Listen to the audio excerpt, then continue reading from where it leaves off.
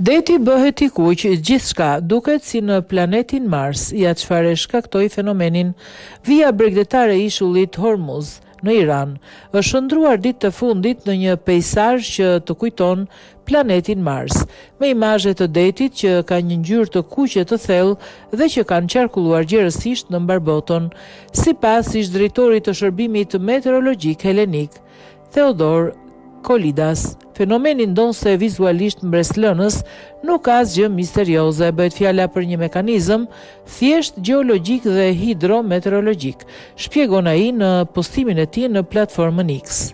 Kolidas thekson se ishulli Hormuzit njihet edhe si ishulli i ylberit për shkak të tokave jashtëzakonisht të pasura me okside hekuri, kryesisht hematit.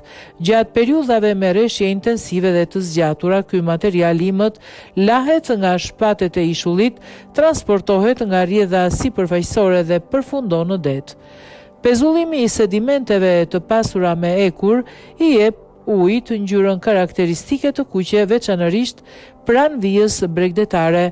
Nga kundërshtrimi meteorologjik, episode të tilla lidhen me rreshje të rralla, por shumë të dendura në një rajon që zakonisht është i thatë.